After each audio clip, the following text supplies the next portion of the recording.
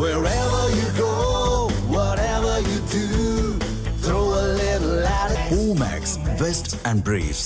சட்டமன்ற தேர்தல் நெருங்கும் நிலையில் மதுரை மாநகரின் பல்வேறு பகுதிகளில் துணை ராணுவத்தினரின் பாதுகாப்பு அணிவகுப்பு நடத்தினர். இதுகுறித்த கூடுதல் தகவல்களை நமது செய்தியாளர் நாகேந்திரன் வழங்க கேட்கலாம். நாகேந்திரன், வணக்கம். இந்த அணிவகுப்பு எங்கிருந்து எதுவரைக்கும் நடைபெற்றது? எத்தனை மணி நேரம் நடைபெற்றது? விவரம். வணக்கம் ராகப்பிரியா. சட்டமன்ற தேர்தல் நெருங்குவதை முன்னிட்டு மதுரை மாநகரின் பல்வேறு பகுதிகளில் மத்திய துணை ராணுவ படையினர் பாதுகாப்பு அணிவகுப்புகளை நடத்தியிருக்கிறார்கள். சட்டமன்ற தேர்தல் அறிவிப்பு விரைவில் வெளியாக உள்ள நிலையில் பல்வேறு மாநிலங்களில் இருந்து 10க்கும் மேற்பட்ட துணை ராணுவத்தினர் நேற்று மதுரைக்கு ரயில் மூலமாக வந்தடைந்தனர்.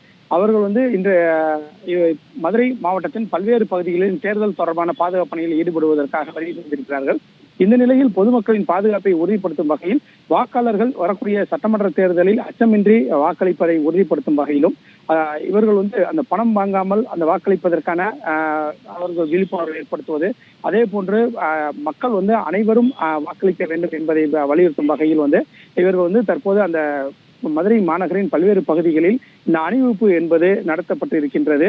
இது குறிப்பாக பார்த்தோம்னா மதுரை பிபி குளம் தொடங்கி நரிமேடு வழியாக கோரிப்பாளையம் பகுதி வரையிலும், அதே போன்று சிம்மக்கல் வைகை ஆற்று கரையோரம் தொடங்கி ஓப்புலா படித்துறை சந்திப்பு வரை அந்த பகுதிகளில் வரை என இந்த 2-3 இடங்களில் அந்த துணை ராணுவ படையினர் அணிவகுப்பு என்பது நடைபெற்றிருக்கிறது.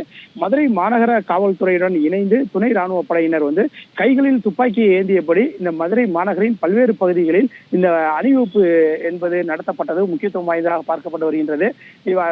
மத்திய அந்த துணை ராணுவ படையினர் மதுரை மாநகரின் பல்வேறு பகுதிகளில் பாதுகாப்பு பணிக்காக வருகை தந்து தற்போது அந்த அணிவகுப்பில் ஈடுபட்டு வரும் நிலையில் விரைவில் சட்டமன்ற தேர்தலுக்கான அந்த அறிவிப்பு வெளியாக கூடலாம். அதற்கான அந்த எதிர்பார்ப்புகள் மக்கள் மத்தியில் அதிகரித்திருக்கிறது. இது தொடர்பாக தொடர்ந்து இன்னும் மேலும் துணை ராணுவ படையினர் மதுரைக்கு அதே போன்று அண்டையில் இருக்கக்கூடிய மற்ற மாவட்டங்களுக்கும் வருகை தர இருக்கிறார்கள் என்ற குறித்த தகவல்களும் வெளியாகி உள்ளது. ராகப்பிரியா, விவரங்களுக்கு நன்றி நாகேந்திரன்.